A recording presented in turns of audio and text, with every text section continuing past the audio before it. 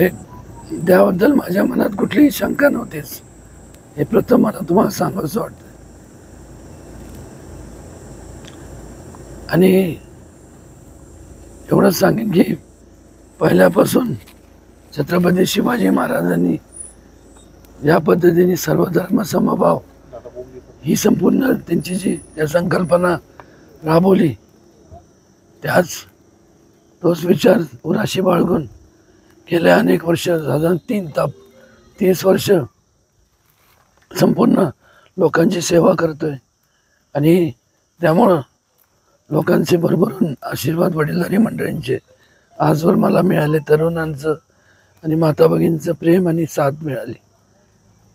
Ticket उशीर होत असताना अनेकांच्या डोक्यामध्ये एक वेगळी शंका होती, संभ्रम अवस्थेत होतं.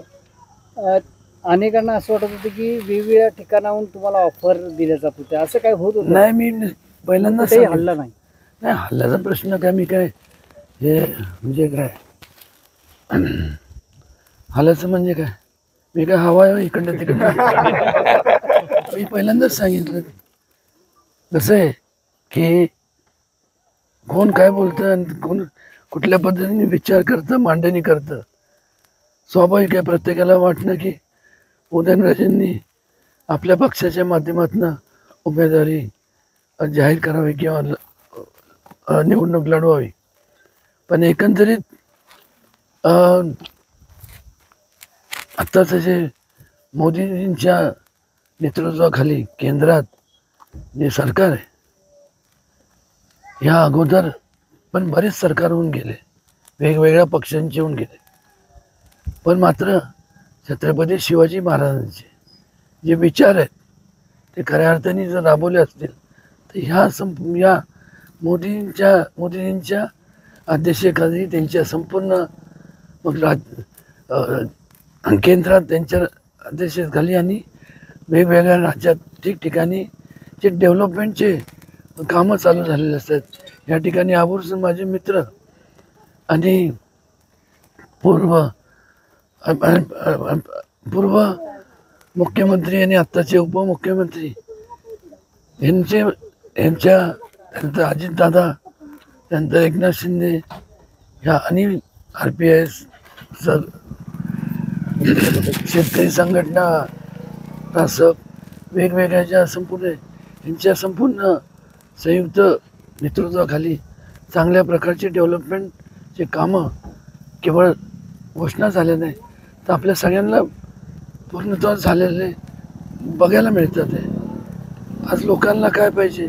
लोकांना राजकारण नको आहे, लोकांना एक प्रकारचं स्थिरता पाहिजे.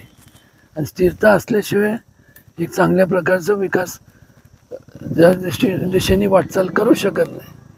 ज्यावेळेस अस्थिर सरकार असतं तर प्रत्येकजण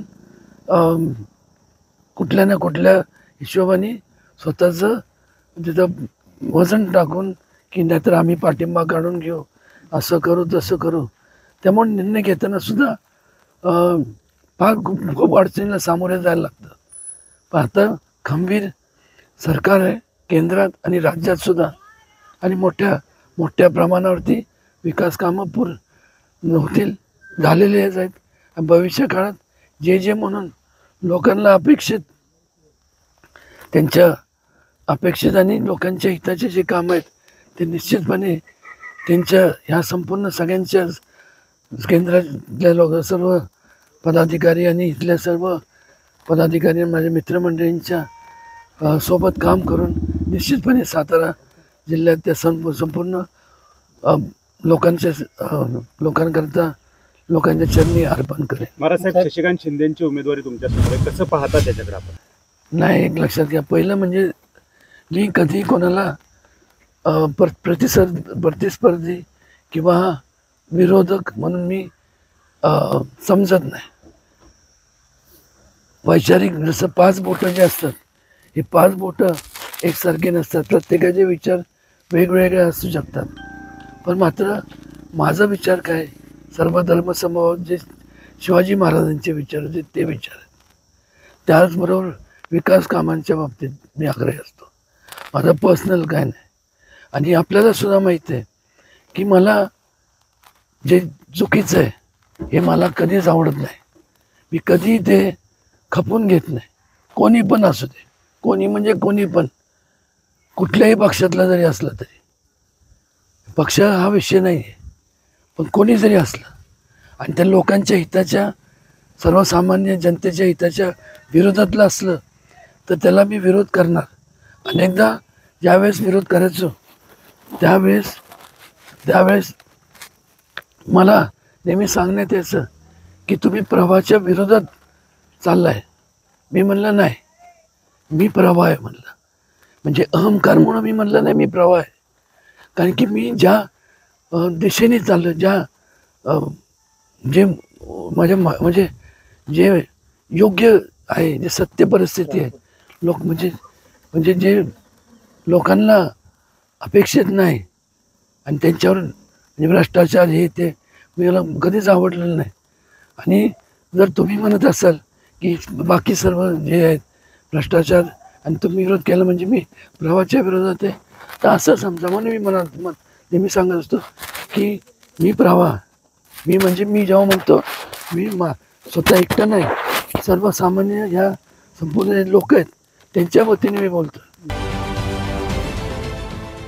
देश विदेशातील प्रत्येक घडामोडींचे लाईव्ह अपडेट मिळवण्यासाठी आता साम टीव्हीच्या सर्व सोशल मीडिया प्लॅटफॉर्मला लाईक, फॉलो आणि सबस्क्राईब करा. तसंच सर्व नोटिफिकेशनसाठी बेल आयकॉन प्रेस करायला विसरू नका.